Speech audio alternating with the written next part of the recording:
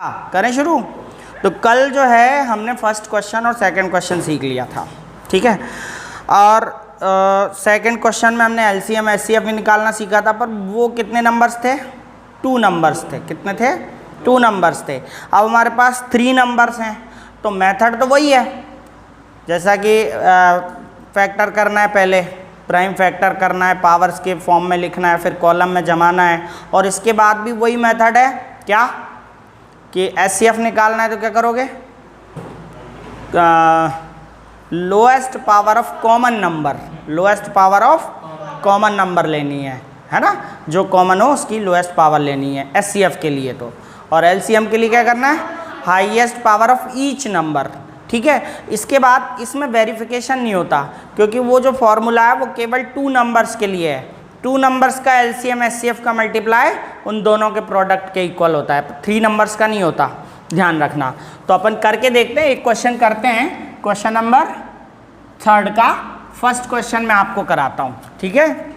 12, 15 and 21, इन तीनों का LCM and HCF find करना है बस, और कुछ नहीं करना। और मेथड का नाम भी बोल रखा उन्होंने, by applying the prime factorization method, ठीक है।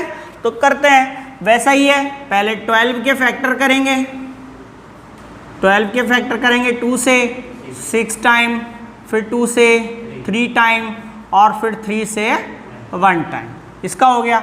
इसी तरह से 15 का करेंगे, 15 का 3 से जाएगा, 3 5 से 15, और ये 5 से 1। इसके बाद 21 से करेंगे, 21 को करेंगे तो 21 3 से जा रहा है, तो ये हो गया 3 7 से 21, और फिर 7 से 1 टाइम, ठीक है।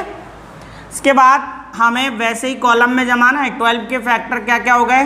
2 × 2 × 3 हो रहा है ना, तो 2 की पावर 2, ठीक है। इसके बाद इंटू 3 लिख देंगे। 15 का लिखेंगे तो 15 का क्या है? 3 × 5 है, तो 3 के नीचे 3 लिख देते हैं, इंटू 5 यहाँ लिख देते हैं। इसके बाद आ रहा है आपका 21 को लिखेंगे 3 × 7, तो 3 के नीचे 3, लेकिन 7 आ रहा है तो उसको और पीछे लिख दो, है ना, और ये लाइन ड्रॉ कर दो, ठीक है। अब इसके बाद आपको एचसीएफ निकालना है, तो सेम फॉर्मूला है क्या? Lowest power of common number, याद रखना, दिमाग में लॉक कर लेना, lowest power of common number HCF होगा, ठीक है। तो कॉमन नंबर कौन है? 3, इनकी लोएस्ट पावर 1 है सबकी, तो एचसीएफ लिख भी दूं क्या? वापस लिखूं? Lowest power of common number, ठीक है। Lowest power of common number कितना है? ओनली 3। तो ये हमारा एचसीएफ आ गया। अब इसके बाद एलसीएम निकालना है, तो एलसीएम निकालने के लिए क्या करना पड़ेगा अपन को?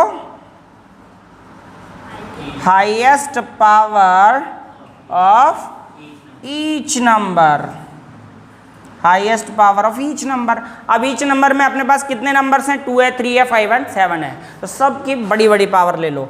2 की बड़ी पावर क्या है? स्क्वायर, है ना, 3 की 3 है, 5 की 5 है, और 7 की 7 है। अब इनको सबको मल्टीप्लाई कर लो। 2 का स्क्वायर कितना होगा?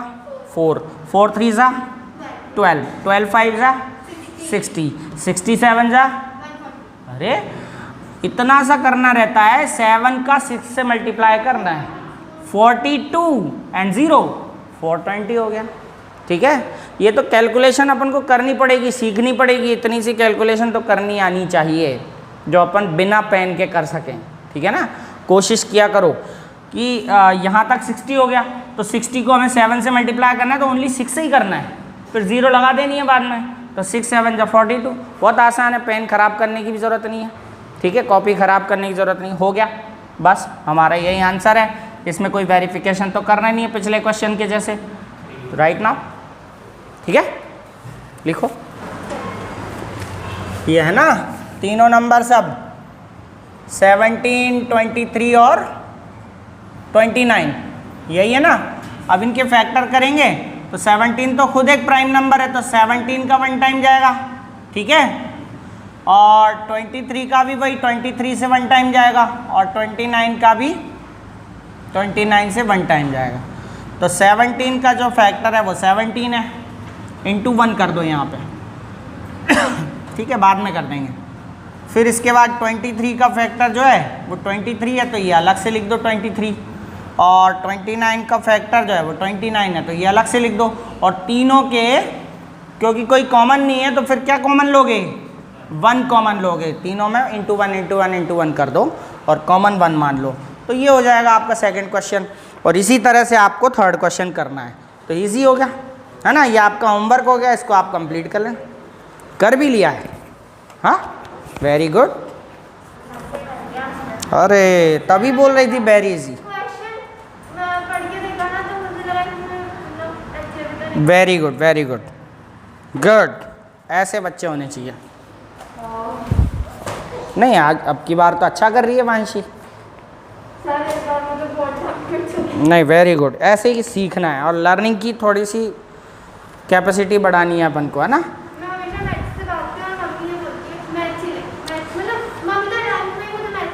जिससे डर लगता है ना उसके पीछे पड़ जाओ, सबसे बढ़िया बात तो ये है, जिससे भी डर लगे उसके पीछे पड़ जाओ, तो वो अपने आप ही और आगे भागेगा, है ना।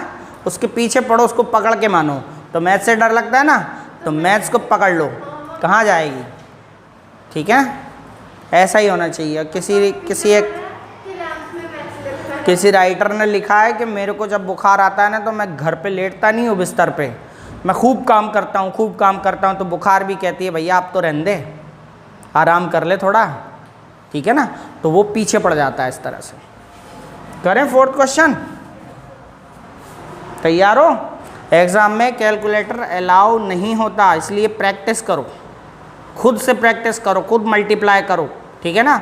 डेवलप करो अपने आप को, टेक्नोलॉजी सब कुछ थोड़ी हो सकती है, ठीक है। आदमी उजाला बना देगा, धूप थोड़ा ही बनाएगा, बना देगा। अरे चाइना वाले तो कुछ भी बना देते हैं, चाइना का क्या कहना है ना। चलो छोड़ो, चलो करें फोर्थ क्वेश्चन करते हैं। अच्छा अपन ने ये जो पढ़ा है, क्या पढ़ा हुआ है कि A into B is equals to LCM into SCF होता है, इसका भी यूज़ करेंगे हम इसमें, ठीक है। क्वेश्चन में क्या बोला गया देखो ध्यान से, क्वेश्चन में बोला है SCF, किस किस का SCF, 306 और 657 का SCF जो है वो इक्वल टू 9 है, ठीक है। तो पहले देखो 2 नंबर्स कौन कौन से हैं, A की वैल्यू हम मान लेते हैं 306 फर्स्ट नंबर, सेकंड नंबर है आपका 657, ये B हो गया, ठीक है। फर्स्ट नंबर 306 हो गया और सेकंड नंबर हो गया 657, और इन दोनों का SCF है वो क्या है, SCF है आपके 9। तो हमें फाइंड करना है LCM, बोला है ना LCM ऑफ 306 एंड 657 फाइंड, है ना। तो ये करना है। तो देखो जब हमें 3 चीज़ें पता हों, कौन कौन सी 3 चीज़ें, ये 4 चीज़ों में से कोई भी 3 चीज़ें पता हों, इस फॉर्मूले में पुट कर दो आप, आंसर आ जाएगा, ठीक है। कैसे करना देखो, यहाँ लिख देंगे we know that what we know, LCM into SCF is equals to A into, जिसको फाइंड करना है ना, इन दोनों में से एक चीज़ फाइंड करनी तो उनको पहले लिख लो, जिसको फाइंड करना है उसको पहले लिख लो, हम आगे पीछे कर सकते हैं इनको, है ना। तो हमने क्या किया, LCM इंटू SCF आगे कर दिया, A इंटू B पीछे कर दिया। अगर इन दोनों में से एक पता करना होता तो इसे पहले लिख लेते और ये बाद में लिखते, ठीक है ना। तो क्या करेंगे, LCM फाइंड करना है तो LCM को LCM लिख दो, इंटू SCF कितना है 9 पुट कर दो, A की वैल्यू कितनी है 306 और B की वैल्यू कितनी है 657, ये सब हमने पुट कर दिया, ठीक है। वांशी देखो यहाँ पे ये 9 मल्टीप्लाई में है। अपन जानते हैं ना, एक तरफ से दूसरी तरफ ले जाने पे यानी कि ट्रांसपोर्शन करने पे साइन चेंज हो जाते हैं। प्लस होगा तो माइनस हो जाएगा, माइनस होगा तो प्लस हो जाएगा, डिवाइड होगा तो मल्टीप्लाई हो जाएगा, और मल्टीप्लाई होगा तो यहाँ पे ये मल्टीप्लाई में है, तो ये 9 को हम यहाँ ले जाएंगे क्योंकि हमें एलसीएम पता करना है। तो ये एलसीएम जो है वो यहीं रहेगा और ये 9 नीचे आ जाएगा। 306 × 657 अपॉन 9। अब दो काम कर सकते हो आप, या तो 9 से किसी को डिवाइड करके मल्टीप्लाई कर लो, या फिर दोनों को मल्टीप्लाई करके 9 से डिवाइड कर लो, आंसर आ जाएगा। तो कौन सा इजी लगता है आपको? पहले मल्टीप्लाई, पहले कट करना है, पहले डिवाइड करना है किसी एक को। हो सकता है ये भी डिवाइड हो रहा, हो सकता है ये भी, तो बड़े को करके देखते हैं, ठीक है ना। तो 9 7 जा 63 होता है, होता है, ठीक है। तो कैरी कितना बचा? 2, 27 हो गया। 9 3 जा 27, 73 टाइम्स गया, ठीक है। अब 73 टाइम्स गया तो मल्टीप्लाई कर लो 306 से, तो एलसीएम आ जाएगा आपका, बस आंसर आ जाएगा। कर लोगे? ठीक है। वैसे मैं करके देखता हूँ, कर लेना आप, मैं आंसर लिख दूंगा, आप कंप्लीट 18 9 है ना, और ये हो गया आपका 7 6 42, 7 3 जा 21,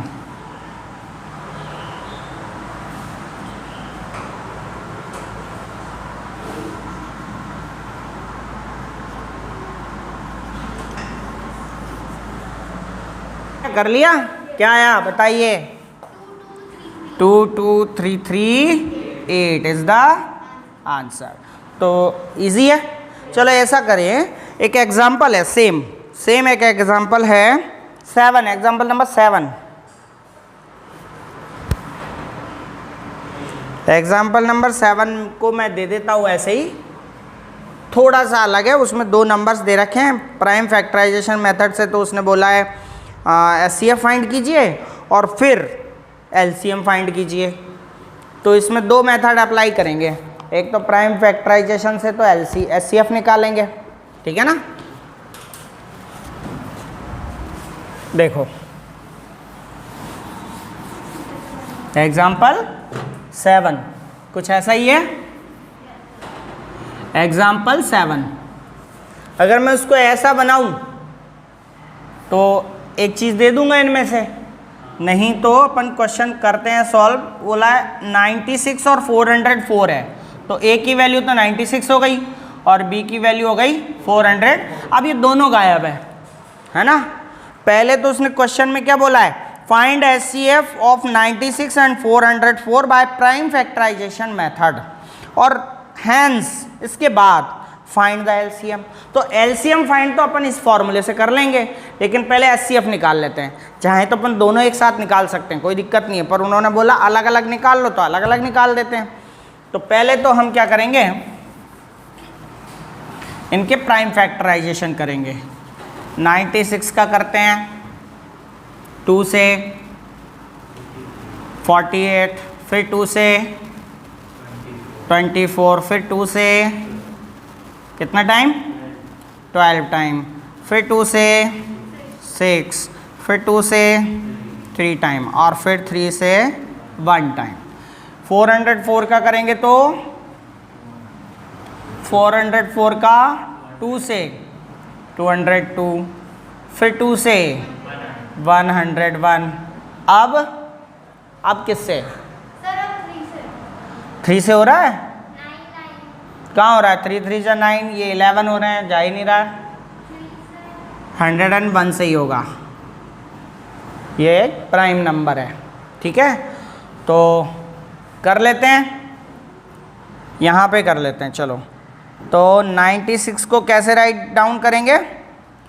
1 2 3 4 5, 2⁵ पावर 5, ठीक है, इंटू 3।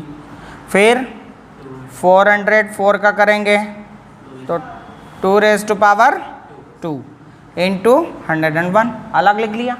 अब इसका एचसीएफ ही निकालना ना ओनली, तो एचसीएफ होगा बोलो, lowest power of common number, lowest power of, और कॉमन तो ओनली 2 है, तो लोएस्ट पावर क्या है इसकी 2 रेज़ टू पावर 2, और इसका क्या हो गया आंसर 4। तो एचसीएफ तो 4 हो गया।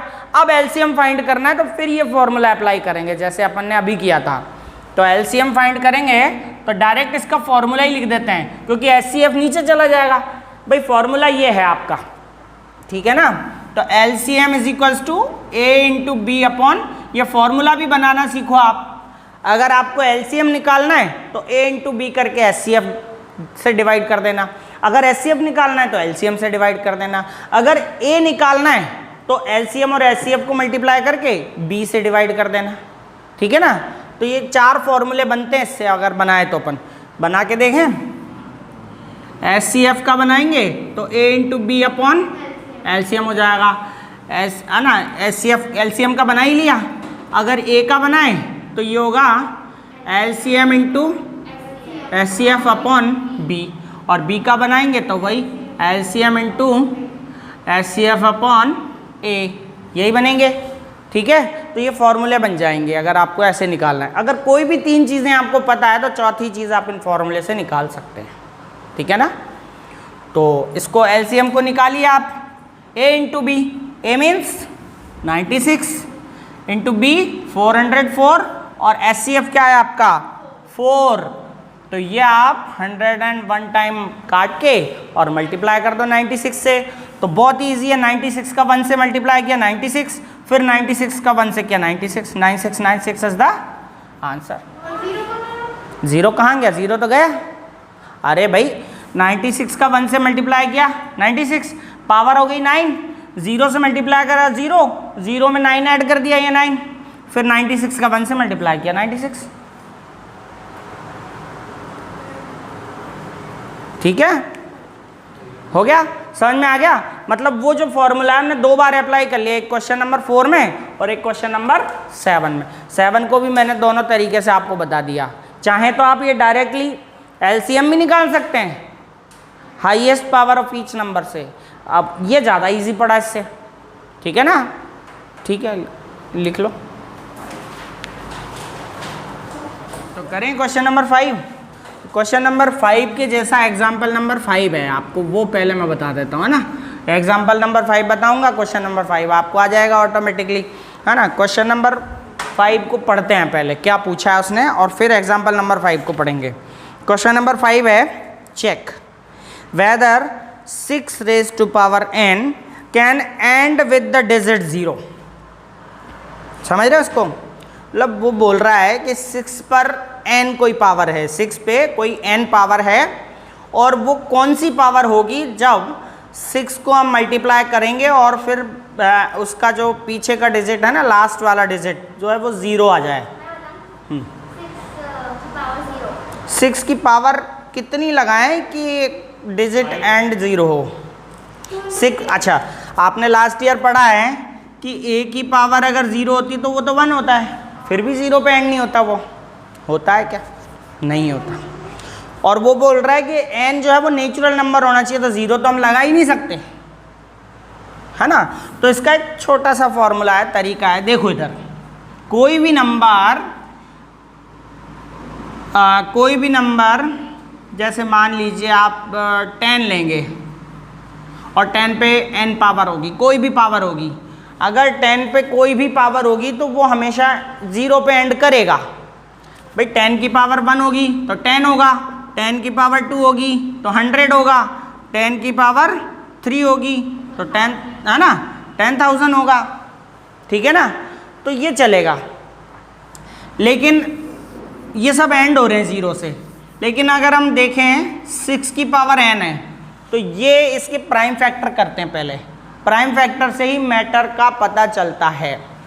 ध्यान रखना, इसके प्राइम फैक्टर हो रहे हैं 2 और 3 की power n।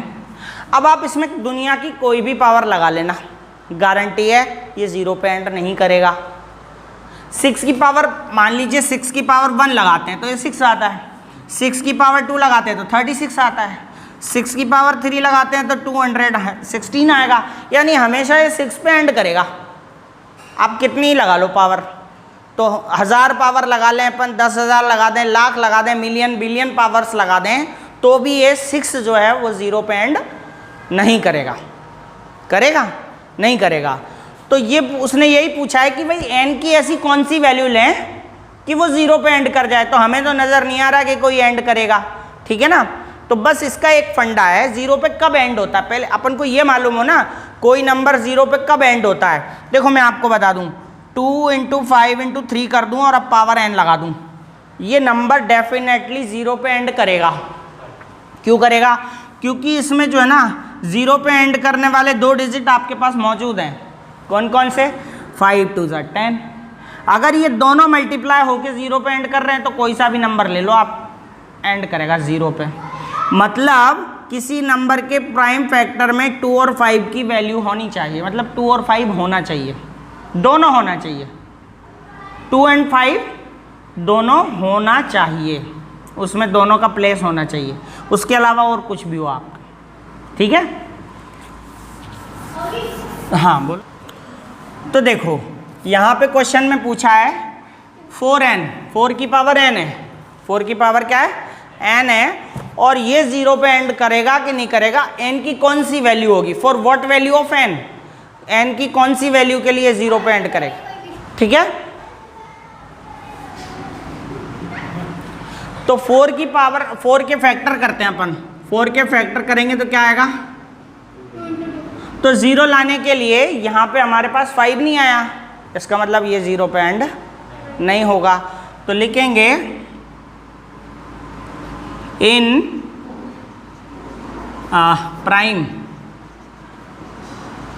Prime factors of 4 there is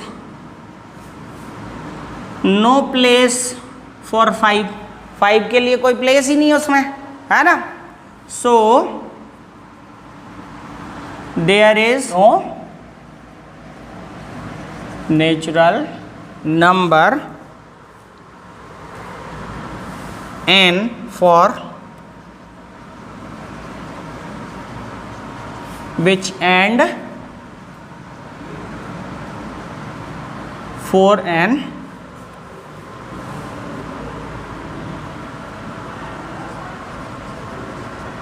ends with 0।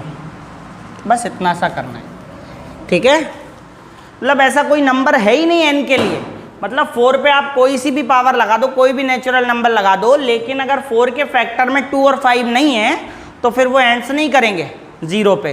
तो 4 के फैक्टर में दोनों चीज़ें होनी चाहिए, 2 और 5।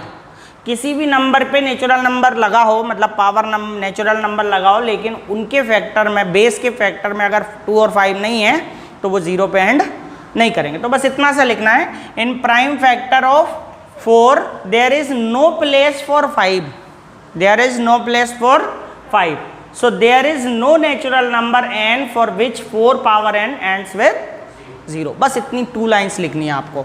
तो क्वेश्चन नंबर आपका जो है वो क्वेश्चन नंबर 5 जो है आप कर सकते हो सेम लैंग्वेज में।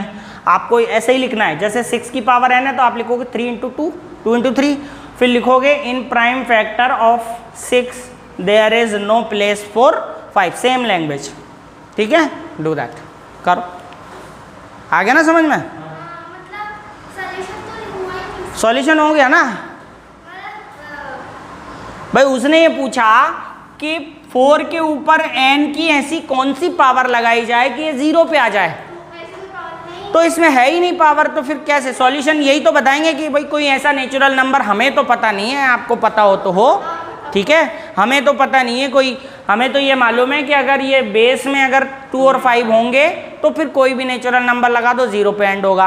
तो यहाँ पे 2 और 5 का जोड़ा आ ही नहीं रहा है, ठीक है ना। तो there is no place for 5, ठीक है। तो केवल कारण देना है, ठीक है। फिलहाल हम 1.2 पे हैं और क्वेश्चन नंबर, अरे समझाऊंगा ही ना, बहुत अच्छे से समझाऊंगा, देखो आप। क्वेश्चन नंबर 6, ये तो मुझे कराना पड़ेगा, 2 क्वेश्चन है इसमें, एक आप कर लेना, एक मैं करा देता हूँ, ठीक है ना।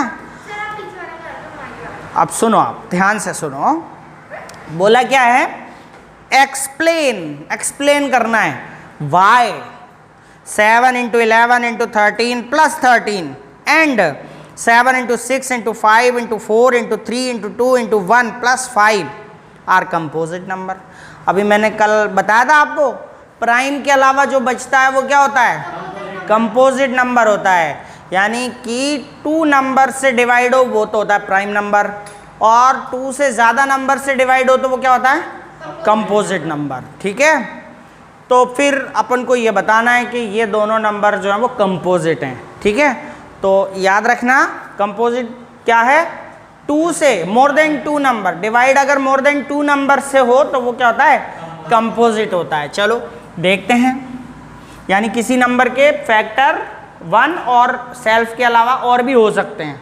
ठीक है ना, तो आपने जैसा कि कहा पीछे वाला बताओ सर, तो मैं आपको यही बता रहा हूँ, 7 into 6 into 5 into 4 into 3 into 2 into 1 plus 5, ये कंपोजिट नंबर है, अपन को ये बताना है। ठीक है, तो कंपोजिट नंबर है तो पहले इसको अपन सॉल्व करते हैं।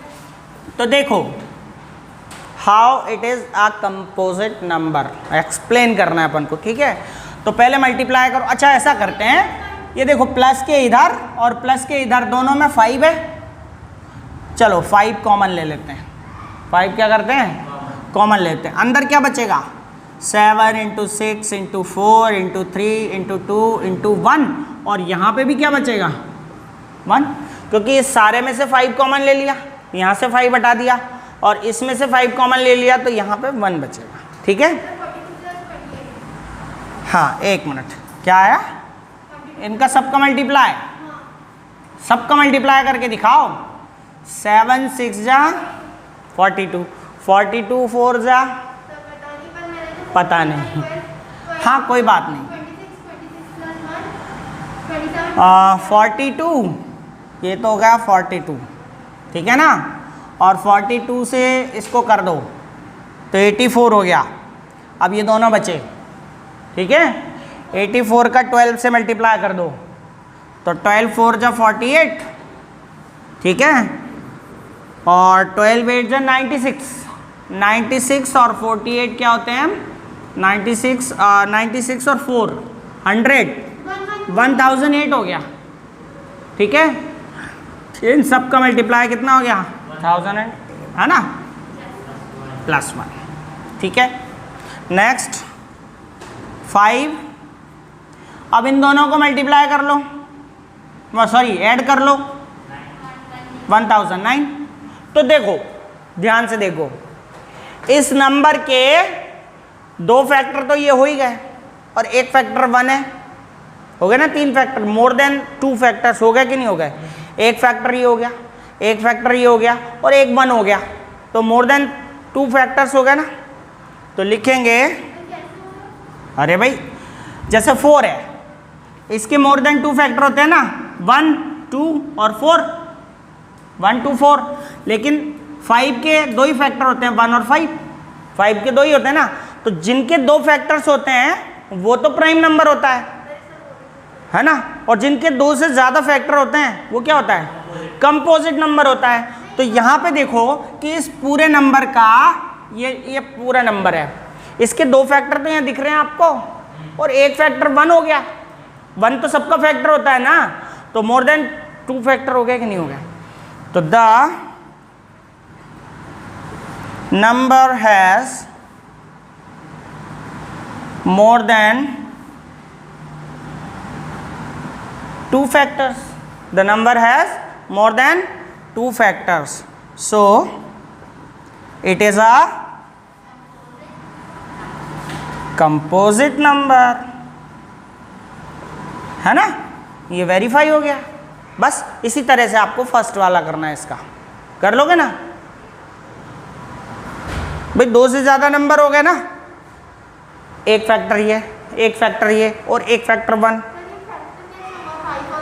अरे 2 अलग अलग संख्याएं हो गई ना। अगर मान लो 30 को करें तो 30 की हम ये भी तो कर सकते हैं 6 into 5, और इसके अलावा ये एक इसका 1 भी तो होता है फैक्टर। अपन ने इस नंबर को 2 नंबर में डिवाइड कर लिया, 5 में और 1009 में। अब 2 नंबर में डिवाइड कर दिया तो समझो 2 से ज़्यादा फैक्टर तो हैं ही, है ना, 1 भी तो उसका फैक्टर हुआ, तो मोर देन 2 फैक्टर्स हैं, इसीलिए एक कंपोजिट नंबर है। बस सीधी सीधी बात है। कंपोजिट नंबर की डेफिनेशन अगर अपन देखें तो उसमें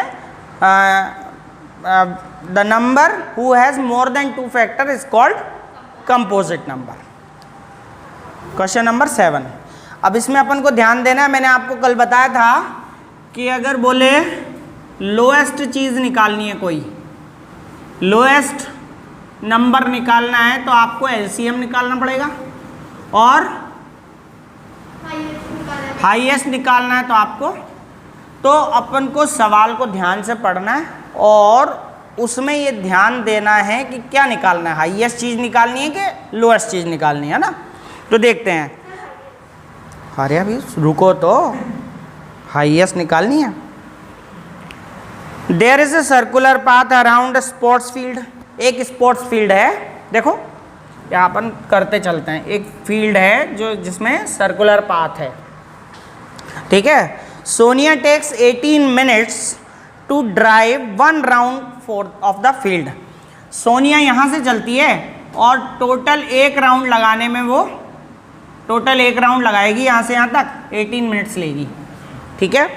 इसके बाद रवि टेक्स 12 मिनट्स, और रवि जो है, रवि 12 मिनट्स लेगा इस पूरे राउंड को काटने में, ठीक है। सोनिया तो लेगी 18 मिनट्स और रवि लेगा 12 मिनट्स। तो जैसे ही वो स्टार्ट करेंगे आगे पीछे हो जाएंगे भाई, एक की स्पीड ज़्यादा एक की स्पीड कम है। तो बोल क्या रहा है, suppose they both start the same point and the same time. दोनों सेम पॉइंट पे स्टार्ट करते हैं और सेम टाइम पे स्टार्ट करते हैं, and go in the same direction, और सेम डायरेक्शन में जाते हैं, फिर भी आगे पीछे हो जाते हैं। तो after how many minutes will they meet again the starting point, यानी कितने मिनट बाद वो आपस में स्टार्टिंग पॉइंट पे मिलेंगे। भाई आगे पीछे हो जाएंगे तो कभी ऐसा मौका आएगा, क्योंकि फास्ट कौन भागता है, रवि तो पहले पहुंच जाएगा स्टार्टिंग पॉइंट पे और सोनिया पीछे रह जाएगी। फिर कभी तो ऐसा मौका आएगा तब वो स्टार्टिंग पॉइंट पे मिल जाएंगे। तो इसमें ध्यान से समझो कौन सा निकालना है, कम से कम टाइम या ज़्यादा से ज़्यादा टाइम, कितने मिनट बाद। तो ये बोल रहा है कम से कम कितने मिनट बाद। ज़्यादा से ज़्यादा तो कितना भी हो सकता है वो 20 मिनट बाद मिल जाए, उससे ज़्यादा भी हो सकता है वो दोबारा दूसरा चक्कर लगाएं 50 मिनट बाद दोबारा मिल जाए, है ना। तो ज़्यादा से ज़्यादा टाइम तो कितने भी हो सकते हैं, तो हाईएस्ट टाइम तो बहुत हो जाएगा। लोएस्ट टाइम बोल रहा है वो कम से कम कितना टाइम लगेगा कि वो दोनों एक ही पॉइंट पे वापस आ जाएं। तो लोएस्ट नंबर पूछा है यहाँ पे, समझ में आ गया। क्लियरली नहीं लिखा था कि लोएस्ट नंबर पूछना है, लेकिन अपन को समझना पड़ा दिमाग लगा के। इसने बोला है लोएस्ट टाइम दे टेक, ठीक है ना, तो इसमें छिपा हुआ है। तो लोएस्ट टाइम मतलब एलसीएम निकालना है, तो आपको ये सोनिया और रवि के टाइम 18 और 12 का एलसीएम निकाल के आंसर लिखना है मिनट्स में, ठीक है। तो ये आप कर लोगे मुझे लगता है, ठीक है ना। ठीक है, गुड बाय।